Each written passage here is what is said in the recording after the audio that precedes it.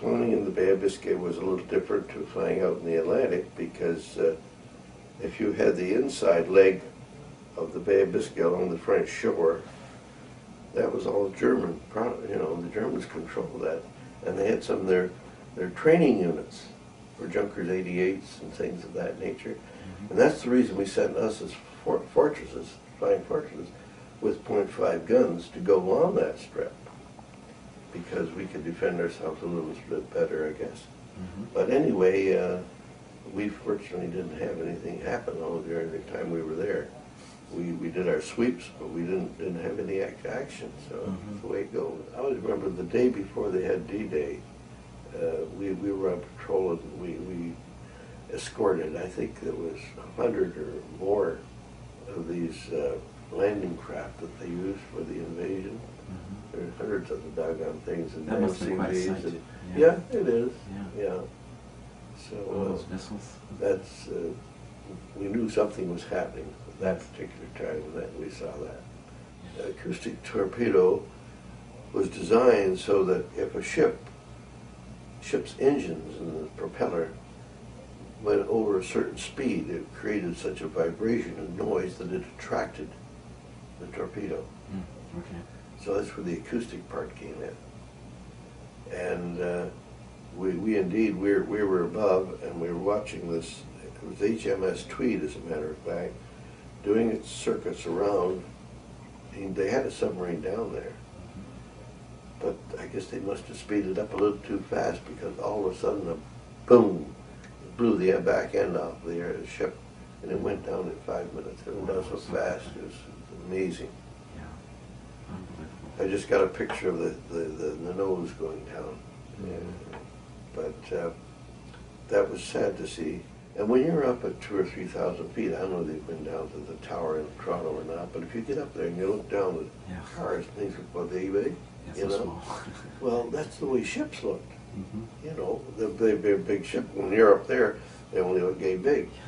And here they have this equipment on, and I don't know, you've been in children and have a bathroom, and you've had kids in a tub, and they have a boat in there or something in the water, you know. But anyway, you know, if it gets dipped over, you just pick it up, shake it up, put it back down in the water.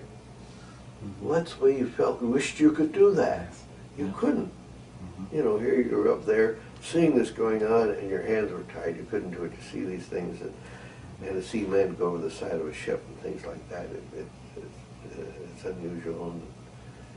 And it's sad, particularly if it's in the North Atlantic in March, where you know the survival chances are very slim unless some other ship picks them up. We had a very pleasant experience in the fact that being in the Azores, San Miguel was an island that's south of Terceira, and they were able to grow pineapples. So here was the middle of the war, and we were very popular when we went back with a burlap sack of pineapples to London and to England, I should say. And we also had the benefit of going to the stores, and let's say it was Terceira is the island. I was just trying to think of the names not coming to me. Anyway, the big town that was near there. And they had the jewelry stores, had watches, and had all this sort of stuff that was available. It wasn't taxed like it was in England. And so you could pick up and silk stockings. They were available too, because you weren't getting nylon then. They were using all the nylon in the war effort for the parachutes and stuff. But I was very popular with my cousins and that when I got back with these silk stockings during the war.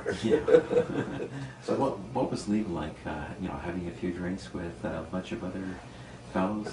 Well, you saw a few of the shows and things like that. You might go to a few dances, but then I usually took off and went down to visit my relatives, because my dad's